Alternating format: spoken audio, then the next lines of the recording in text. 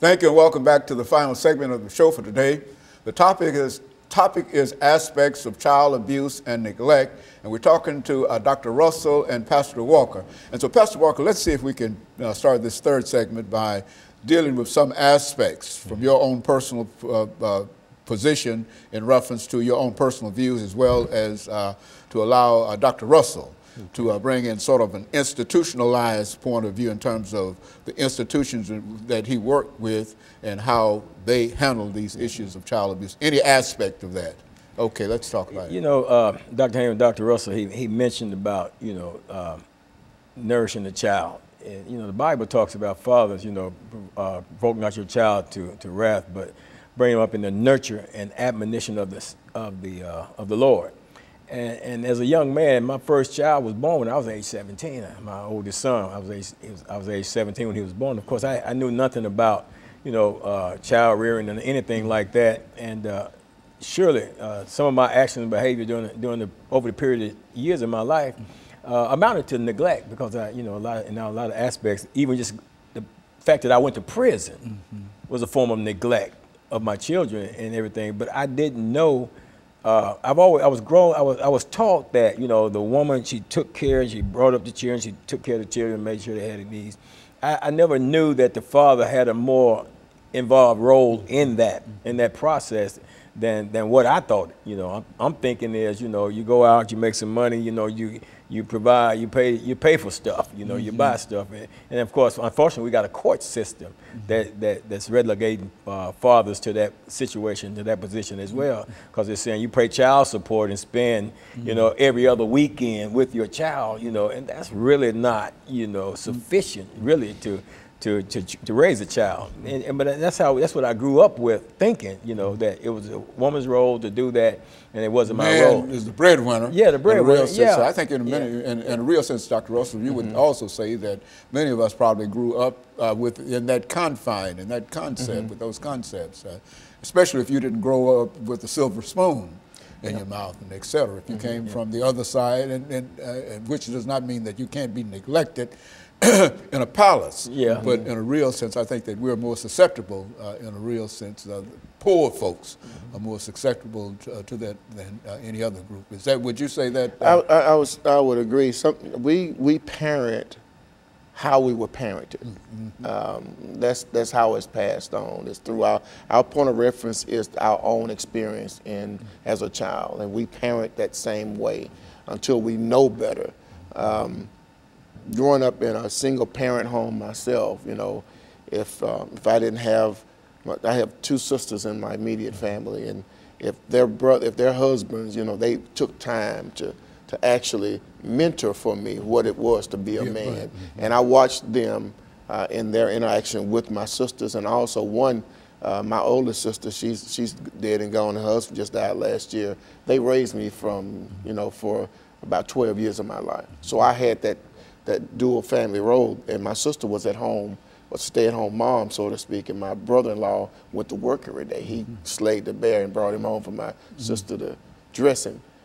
And so I learned from him what it was to be a man, but he also had a sense of connection with me, that he spent that time with me, not just paying the bills and putting food on the table and clothes on my back. He served as a mentor to you in a real sense. He mentored me, exactly, in a real sense.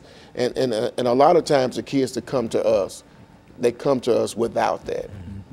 And so what we try to do tests to determine where they are. We can do, psychological testing, we can do psychoeducational testing, psychosexual testing to determine how deeply wounded they are in terms of their abuse, and so we'll know where to start at with working with this child.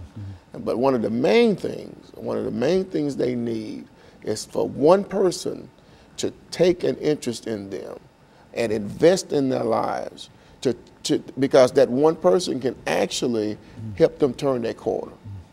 Because see, an abused child, in all probability, would become an abuser if you don't treat the abuse. A child who's been exposed to sexual abuse, their point of reference is it's okay to touch, to touch your child. So if you don't treat that, it's only going to be precipitated in their life, you know, as they grow up into adulthood and as they have children, they will get into unhealthy, you know, relationships. They'll get into promiscuous activity. You know, it's a whole lot of things that can happen if you leave it untreated. But if you get them quick enough, early enough, know what's going on, see what the deficits are, and then build a program around those deficits, you can help stem the tide of abuse. And one of the most important components, I would imagine, Pastor, is LOVE. First you say that as long as a child understands that he or she is LOVE, respect, understanding, goodwill, and et cetera, then that can overcome all kinds of child abuse and neglect and et cetera. But that child has to understand that. Is that what we're saying here? Unconditionally. You know, a lot of times abused children think they've got to do something to earn that love because they come from that environment. But you got to show them that you love them unconditionally. It doesn't come with a price tag. You don't have to be a rocket scientist in school for me to love you or to brag about, you know, brag about what you do. I'm going to love you regardless, you know. And so that child learns to be accepted for who they are, and they stop trying to fit into some other role to satisfy. Because a lot of times an abused child will try to fit a role because they think if I fit that role, I can avoid the abuse. And of course, what I think we've got about, 3 more minutes before the end of this show today. And what would you like to leave in a real sense, Dr. Russell, with our audience this morning on how they might be able to better communicate and better work with their children? Well, not only with their children, but how they might also work with other children as well. I think one of the things I'd like to leave with everybody is we are prone by nature to react to negative situations. The child acts out, then we react to that negative acting out. What I would like to recommend is that as adults, that we try to catch children doing good. You know, be observant enough to see them when they're doing something right and compliment them for what they've done right.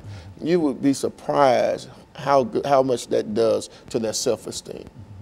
Especially if they're coming from environments where they're told they're wrong, everything they do is wrong, you know. And it doesn't have to be the parent that catches that child doing good. It could be a teacher. It could be, you know, a social worker. It could be just the pastor of the church. It could be a deacon in the church, you know, because that whole village mentality, it really needs to be implemented in our communities. We need to, as a community, pull together to stem the tide of abuse among our children. And trying to do whatever we can in order to increase their self-esteem, how they feel about themselves. How they feel about because how they feel about themselves is how they will act toward others, you see. And a bully will generally try to bully other folks, you see, because he understands that he himself is a bully and etc. And so, Pastor, we've got about 1 minute and 21 seconds during this last segment here.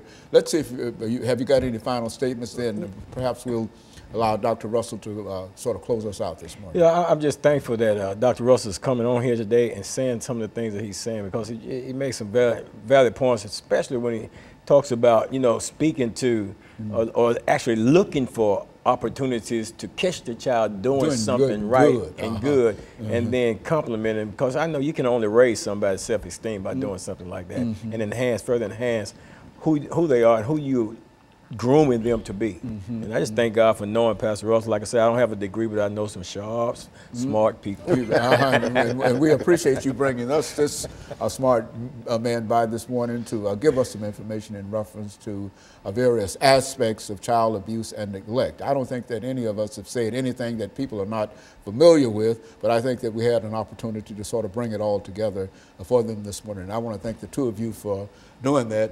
And I want to encourage our audience to tune in again next week to another informative edition of Comments.